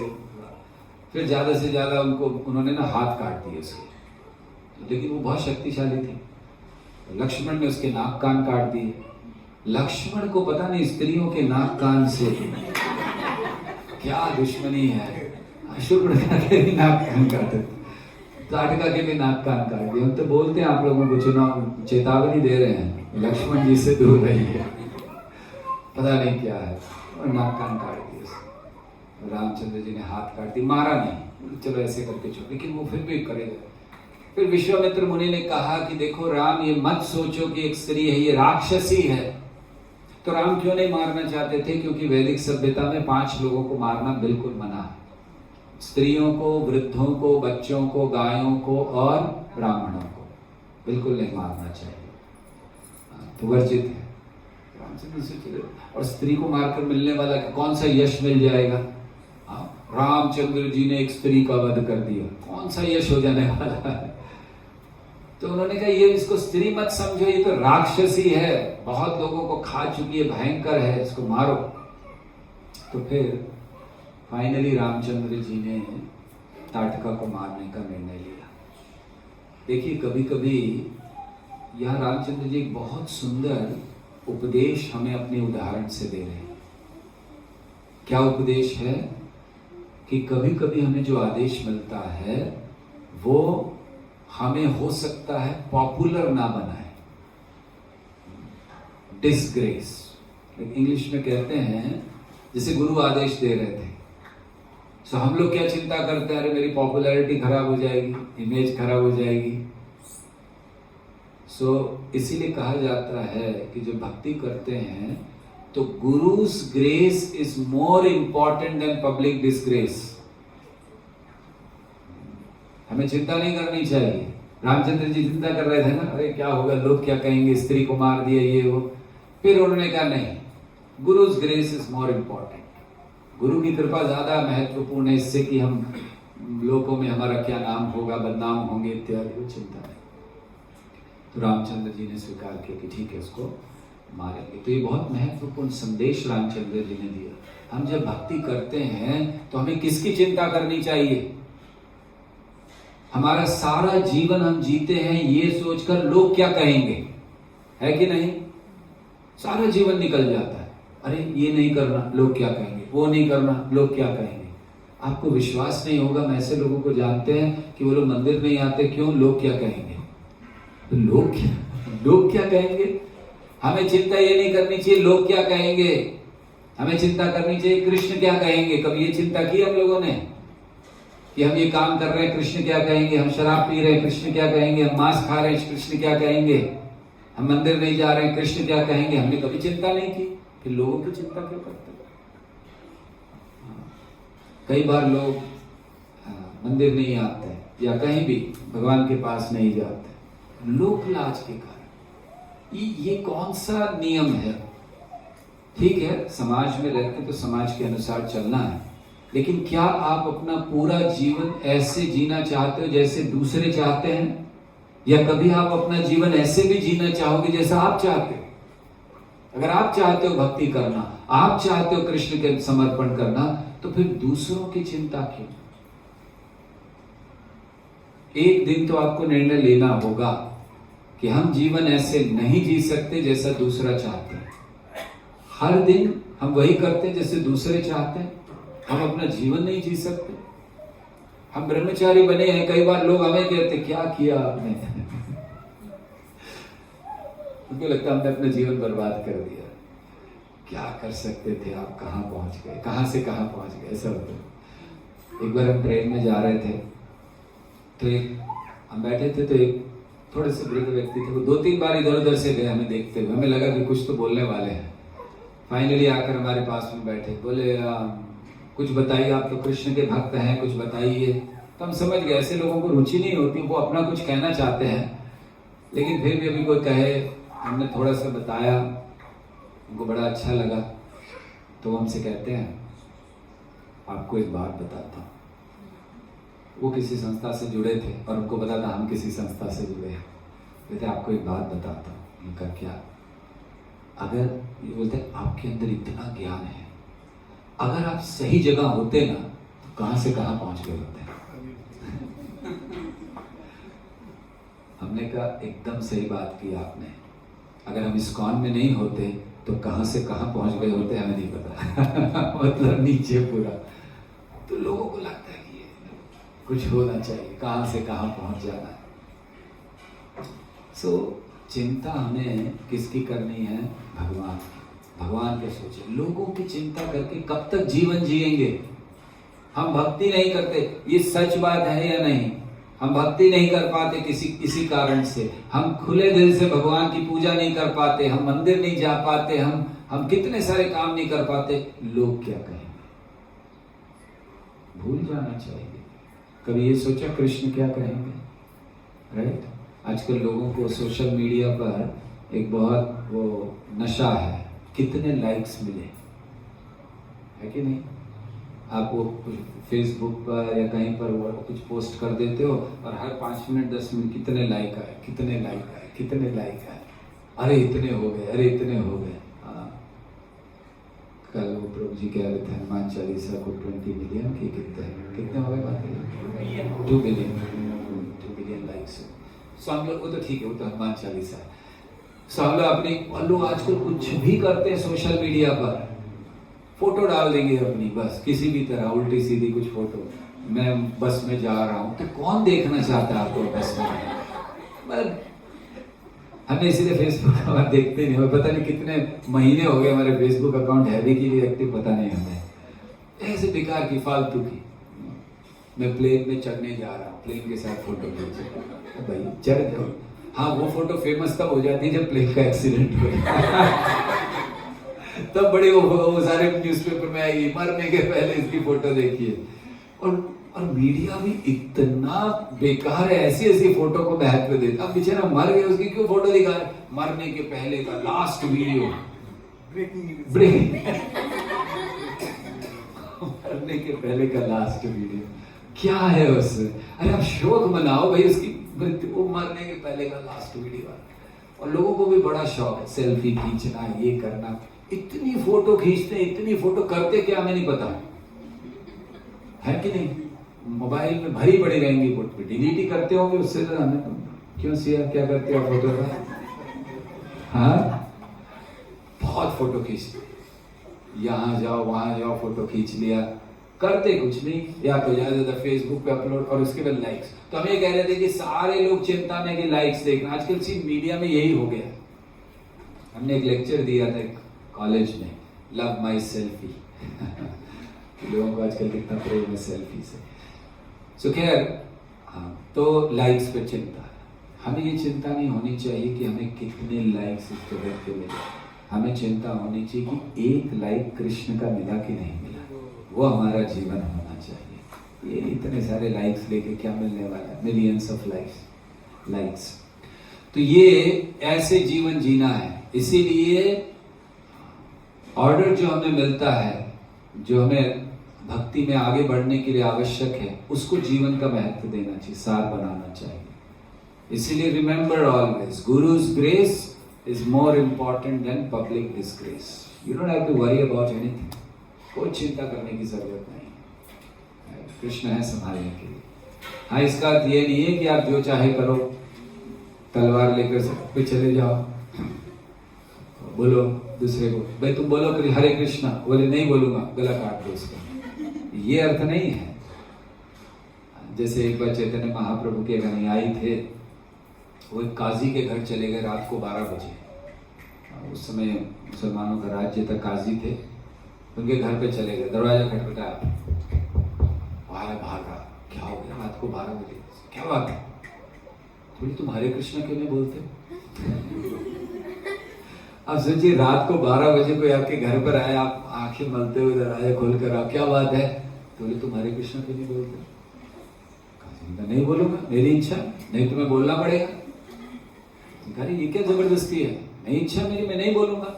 बोले तुम्हें बोलना ही पड़ेगा, कैसे नहीं बोलोगे? बोले बिल्कुल नहीं बोलूंगा, तुम चाहे जितनी जबरदस्ती कर लो। तो बोले तुम्हें हरे कृष्णा बोलना ही होगा। काजी ने कहा मैं जीवन में हरे कृष्णा नहीं बोलूंगा। उन्होंने कहा थैंक यू, धन्यवाद, हरे कृष्णा बोल दिया ना उसने कि मैं जीवन में हरे कृष्णा नहीं बोलूंगा। उसने कहा बस थैंक यू, अब जाके सो जाओ। तो खैर हमें वो नहीं करना है कि तलवार लेके चले जाएं। इसका अर्थ ये है कि भक्ति में अगर हमें आगे बढ़ना है तो जो भक्ति के लिए आवश्यक है उसको स्वीकार करना चाहिए। तो रामचंद्र जी ने उसको स्वीकार किया कि ठीक है, मारना है। तो रामचंद्र जी ने उसको मार दिया, ताटका मरी। और ताटका जैसे ही मरी, एक बहुत सुंदर स्त्री वहां से उत्पन्न, दरअसल वो एक अप्सरा थी, उसको एक श्राप मिला था, वो मुक्त हो गई। तो जो ताटका है देखिए हम लोग सुनते हैं पूतना मरी, शकटासुर मरा, और हम लोग उसी में रुक जाते हैं, ताटका मरी। लेकिन ये ताटका है क्या? हमारे हृदय में भी है ये ताटका। और जब भी हम भगवान की ऐसी लीला सुने, हमारे हृदय में बैठे असुर को मारना जरूरी है। तो ताटका कौन है? ताटका हमारे हृदय में अज्ञान के रूप में है, अपनी पहचान का अज्ञान। जैसे वो बहुत सुंदर अप्सरा थी, लेकिन एक भयंकर राक्षसी थी, बनी हुई थी, भूल चुकी थी। तो ताटका दरअसल क्या रिप्रेजेंट करती है? ताटका रिप्रेजेंट करती है अपनी पहचान का अज्ञान होना। हम अपने आप को भूल चुके हैं, हम शरीर हैं, आत्मा है, क्या है कुछ पता नहीं, और चिंता भी नहीं करते। जैसे प्रभुपाद समझाया करते थे, ऐसे प्रवचन में किसी को लड़के बोला खड़े हो जाओ, तुम्हारा हाथ कहाँ है? Where is your hand? तो उसने दिखाई, this is my, touch your hand, touch your head, this is my, touch your nose, this is my, touch you. कहाँ टच करेगा? सब तो उसका है ना, पैर है, शरीर है, हाथ। जब हम कहते हैं कि हमारा शरीर है, तो मतलब हम और शरीर अलग हैं। ये ज्ञान मतलब ताटका का वध करना। जब तक ये ज्ञान नहीं है, हमें ताटका हमारे हृदय में बैठी हुई है। इसीलिए सबसे पहले रामचंद्र जी ने ताटका का वध किया। सबसे पहले कृष्ण ने अर्जुन को आत्मा का ज्ञान दिया। रामचंद्र जी की लीला है, और ये है भगवत गीता। क्योंकि भगवत गीता में भी भगवान ने प्रारंभ किया इसी ज्ञान से। अर्जुन को यही नाश किया, मोह का नाश। अर्जुन मोह में था। क्या मोह था अर्जुन का? अर्जुन कह रहा मैं युद्ध नहीं लड़ूंगा, मैं भीख मांगने तैयार हूं। अर्जुन कह रहा था कि क्यों अपने गुरुजनों को मारना है, क्यों अपने भाइयों को मारना है, और किसके लिए? भूमि के लिए? नहीं चाहिए मुझे ऐसी भूमि जो इनके खून से सनी होगी। तो अर्जुन ने मना कर दिया युद्ध करने के लिए, बिल्कुल युद्ध नहीं करूंगा। ये मोह था अर्जुन का, और भगवान ने सबसे पहले उस मोह का नाश किया। और इसीलिए ये बहुत महत्वपूर्ण है हमारे लिए कि हम अपनी पहचान को भूले नहीं। ताटका का वध करना बहुत जरूरी है। तो भगवान ने ताटका का वध किया, और फिर आगे चले और उस आश्रम में पहुंचे जहां पर यज्ञ करना था। लेकिन आश्रम में पहुंचते पहुंचते थोड़ी देर हो गई, 1:10 हो गया आश्रम पहुंचते पहुंचते। सो इसीलिए कल आश्रम का वर्णन करेंगे, क्या हुआ, कैसे मारीच, क्यों भगवान ने मारीच को मारा नहीं, सुबाहु को मार दिया, मारीच को नहीं मारा। इसके कारण, वैसे मारीच को जब भगवान ने फेंका था, कहाँ गिरा था मारीच पता है? हाँ, समुद्र में 800 मील अंदर। कहाँ पर? मॉरिशस। मॉरिशस का नाम था मारीचसो, ये उसका ओरिजिनल नाम है, मारीचसो। मारीच जहां पर गिरा, और फिर आगे जाके मॉरिशस बन गया। राइट? तो आपके बहुत ज्यादा दूर नहीं है। भगवान ने वहां से फेंका था, यहाँ तक गिरा था। ओके, सो कल चर्चा करेंगे कि भगवान जब पहुंचे हैं यज्ञ की रक्षा करने, तो कैसे उन्होंने यज्ञ की रक्षा की। और कल हो सका तो 2, नहीं तो 1, दोनों, ठीक है, 2 महत्वपूर्ण प्रसंगों की चर्चा करेंगे। एक है गंगा देवी का अवतरण, और दूसरा है समुद्र मंथन। ये दोनों स्थानों से होते हुए भगवान जाएंगे मिथिला की ओर। तो कल दोनों का वर्णन होगा। गंगा देवी के अवतरण का बहुत महत्वपूर्ण वर्णन है, क्योंकि चैतन्य भागवत में लिखा है कि भगवान इस कलयुग में 4 रूपों में आते हैं। श्रीमद् भागवत, अब भगवान नाम के रूप में तो आते ही हैं, उसके अलावा श्रीमद् भागवत, तुलसी देवी और वैष्णव और गंगा देवी, 4 रूपों में भगवान अपने आप को प्रकट करते हैं। तो इसलिए कल गंगा के अवतरण की कथा करेंगे। बहुत सुंदर कथा है। गंगा कैसे ब्रह्मांड में आई और कैसे इस पृथ्वी पर आई, 2 उनकी कथाएं, तो उनका वर्णन करेगा। हरे कृष्णा कृष्ण कृष्ण हरे हरे, हरे राम राम राम हरे हरे। किसी का कोई प्रश्न, कोई टीका टिप्पणी? यस वो ऋषि और भक्त में क्या फर्क है? हाँ, ऋषि और भक्त में क्या फर्क है? साधारणतः जब हम ऋषि, मुनि, साधु शब्द इस्तेमाल करते हैं, संत इत्यादि, ये उन लोगों के लिए होता है जिन्होंने अपना पूरा जीवन डेडिकेट कर दिया है वैदिक साहित्य के लिए या शास्त्र के अनुसार किसी पथ पर चलने के लिए। ऋषि साधारणतः उन्हें कहते हैं। वो गृहस्थ भी हो सकते हैं और वैरागी भी। जरूरी नहीं कि ऋषि मतलब सन्यासी, गृहस्थ भी, वाल्मीकि मुनि हैं या अन्य ऋषि हैं, उनकी पत्नियां भी हो सकती हैं। तो ऋषि उनको कहते हैं जो शास्त्र के गूढ़ रहस्यों को प्रकट कराते हैं, ऋषि होते हैं। मुनि जो मनन करते हैं, और भक्त जो उन रहस्यों को जीवन में उतारते हैं। सो वो जरूरी नहीं है कि जंगल में रहें, वो जरूरी नहीं है कुटिया में रहें, वो जनक महाराज की तरह महल में रह सकते हैं सारी सुविधाओं में। तो भक्त का अर्थ है वो व्यक्ति जिसने शास्त्र के सार को समझा, वेदेश्च सर्वे रहमेव वेद्यो, और अपने जीवन को भगवान के आदेशानुसार ढाल दिया। तो ऋषि भी भक्त हो सकते हैं और ऋषि भक्त नहीं भी हो सकते।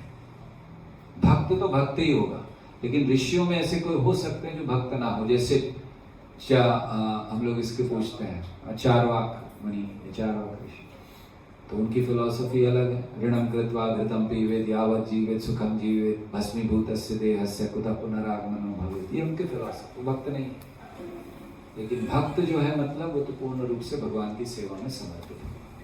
ये कारण है कि ऋषि जो है छोटी बात पे गुस्सा होकर श्राप देते हैं, किसी भक्त का कभी नहीं सुना किसने श्राप दिया।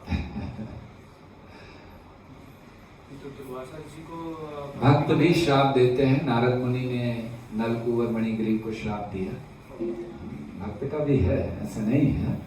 लेकिन हाँ, उनके जो ऋषियों के भी श्राप जो होते हैं वो भी लाभ के लिए ही होते हैं, अधिकतर आगे कुछ लीला होती है।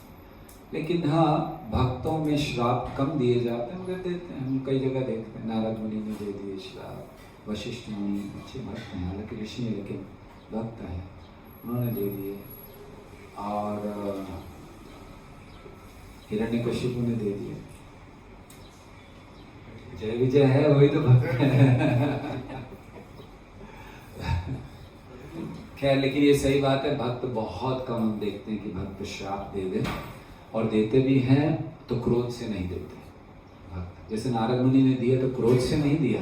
नारद, वहां पर बहुत स्पष्ट वर्णन है नारद मुनि का, इन लोग को सुधारने की जरूरत है, इतने ऊंचे स्तर पर है। नारद मुनि को क्यों अच्छा नहीं लगा?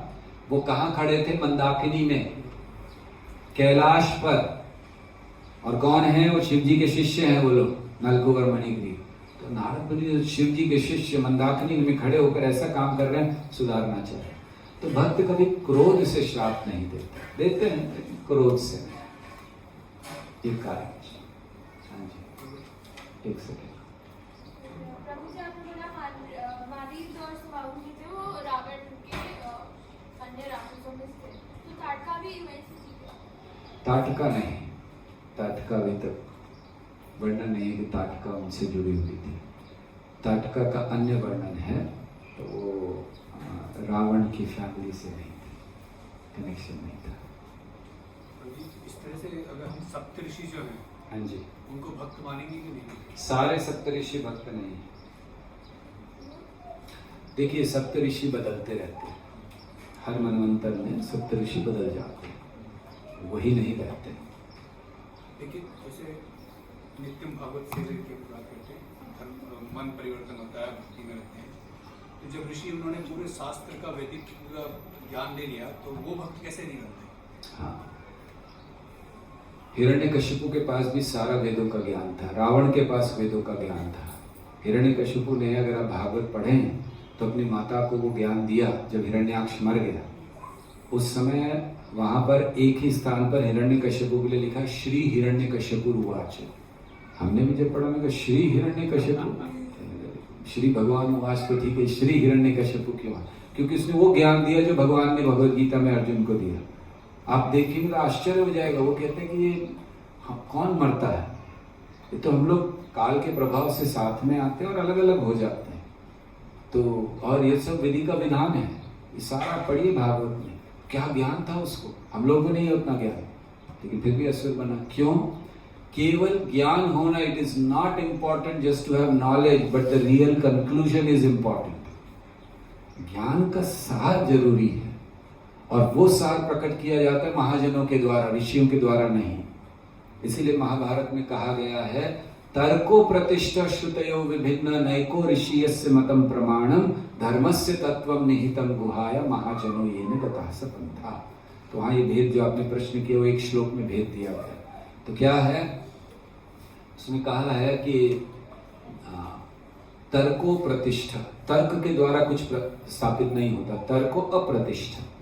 श्रुतयो विभिन्न, बहुत सारे शास्त्र हैं, तो आप उस पर तर्क करके क्या स्थापित करोगे? जैसे आप ये स्थापित करना चाहोगे कृष्ण भगवान है, आप कर ही नहीं सकते शास्त्र के आधार पर। क्यों? ईशोपनिषद में क्या कहा है? तन्नय जति तद्दय जति तद्दूरे तदंतिके। भगवान कौन है? बहुत दूर भी हैं, बहुत पास भी हैं, सबके अंदर भी हैं, सबके बाहर भी हैं, सबसे दूर भी हैं, सबसे निकट भी हैं। कौन है भगवान? बताइए, कहाँ से स्थापित करोगे? समझ ही नहीं आएगा। तो उसकी एक ऋषि एक परिभाषा देंगे, दूसरे ऋषि दूसरी। तो वही कह रहे कि नैको ऋषियस्य मतम प्रमाणम, दोनों का मत नहीं मिलता। तो क्या करें, कहाँ जाएं? धर्मस्य तत्वम निहितम गुहाया, धर्म का तत्व एक गुफा में छुपा हुआ है। और कहाँ है वो गुफा? महाजनों येन गतः स पंथा, महाजनों का हृदय या महाजनों के आदेश। तो इसीलिए हर ऋषि, हमने कहा, वो भक्त नहीं होता, क्योंकि सार नहीं समझता, सेवा में नहीं लगता भगवान की। हम लोग, हमारे के लिए क्या, महाजनों येन गतः स पंथा, हम उनके पथ पर चलते हैं। लेकिन कई ऋषि जो नहीं चलते, आगे चलकर भले वो आ जाए। ये दुर्वासा मुनि ही ले लीजिए, इतने बड़े ऋषि हैं, तो कहाँ भक्त थे वो? ये तो बाद में वो अम्बरीश महाराज के साथ जब वो एपिसोड हुआ, उसके बाद उनको समझ में आया कि भक्त क्या होता है। नहीं तो वो तो सोच रहे थे मैं बहुत बड़ा ऋषि हूँ। तो इसीलिए ये जरूरी नहीं है कि वो भक्त हो, और भक्त जरूरी नहीं है कि ऋषि हो। राइट? अम्बरीश महाराज वो तो राजा थे, परीक्षित महाराज राजा थे, जरूरी नहीं भक्त ऋषि। ठीक है, यस माता जी। महाजन यानी जिसको शास्त्र का ज्ञान है, वो जीवन में उतार भी रहे। महाजन यानी जिसके ऊपर भगवान की कृपा है। देखिए, जब तक भगवान की कृपा नहीं है, आपको कितना ही शास्त्र का ज्ञान हो, कुछ भी आप कर लो, आप भक्त नहीं हो सकते। भक्ति आती है भक्तों की कृपा से या भगवान की कृपा से। मुक्त हो सकते हो आप। शास्त्रों में कहा है, मुक्तिर ददाति कर हिचित न च भक्ति योगा। भगवान मुक्ति दे देते, भक्ति नहीं देते। क्यों? क्योंकि जिसको भक्ति देते हैं उसका दास बनना पड़ता है उनको। उसके द्वार पर खड़े हो जाते हैं भगवान खुद हाथ जोड़कर, बताओ कुछ क्या करूं मैं आपके लिए। तो इसलिए सबको नहीं देते भक्ति। तो महाजन कौन है? महाजन वो हैं जिनके ऊपर भगवान की विशेष कृपा है, और उस कृपा से उन्होंने शास्त्रों के सार को समझ लिया। शास्त्रों का सार कैसे समझा जाता है? पढ़ने से नहीं, अपने बल पर नहीं। इसीलिए शास्त्र, वेदों का वाक्य है, यस्य देवे पराभक्ति यथा देवे तथा गुरौ तस्येत कथितम ये अर्थम प्रकाशन्ते महात्मनः। यस्य देवे, जिस व्यक्ति, जो व्यक्ति जिस तरह से भगवान की पूजा करता है, यस्य देवे पराभक्ति, जैसे उनकी भक्ति कर रहा है, यथा देवे तथा गुरु, वैसे ही गुरु की करता है, तस्येत कथितम, उसके हृदय में प्रकाशन्ते, प्रकाशन्ते मतलब स्वयं प्रकाशमान होते हैं, अर्थम, शास्त्र का अर्थ। तो इसलिए शास्त्र पढ़ने से नहीं समझ में आते हैं, शास्त्र गुरु की कृपा से। हमारा पथ भक्ति का पथ, कृपा का पथ है।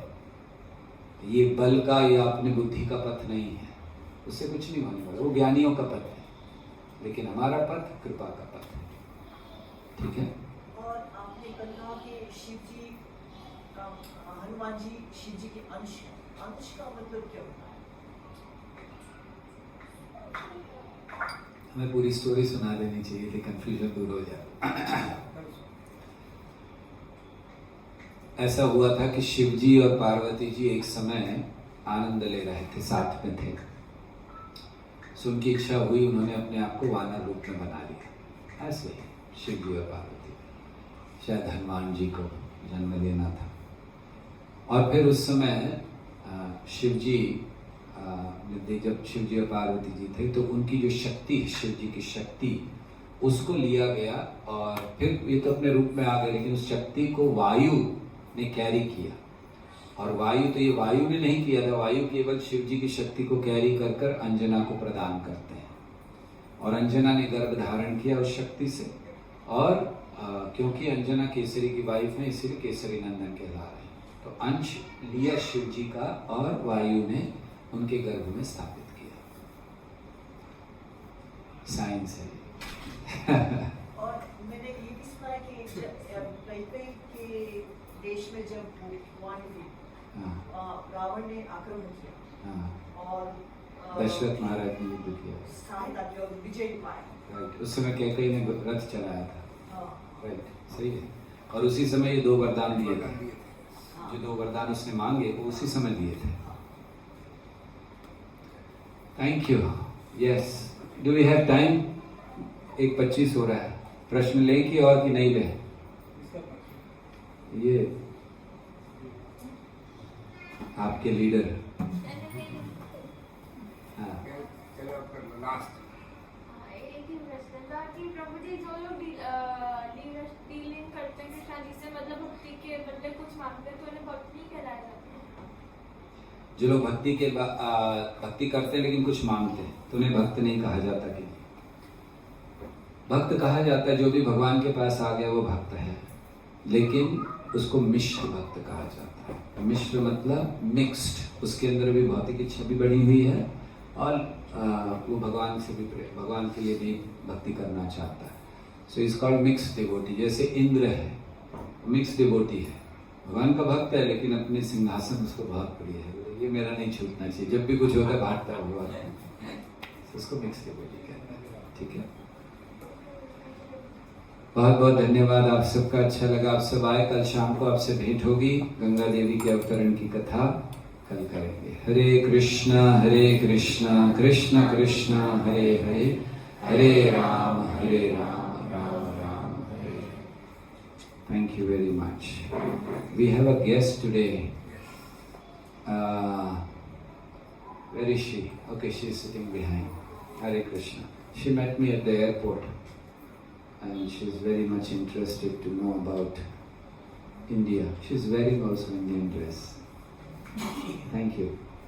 So we would like to welcome her by chanting Mahamantra one time. Hare Krishna, Krishna Krishna, Hare Hare, Hare Ram, Ram Ram, Hare Hare. Francisca, right? Yes, Francisca. Anyone else? आप में से आज कोई पहली बार आए हैं? Anyone who has come here for the first time? We would like to welcome. Anyone? First time? No. I am coming for the first time. No, last time I was here. So thank you very much. Hare Krishna. What is there now, Prashadam? Yes. So we'll have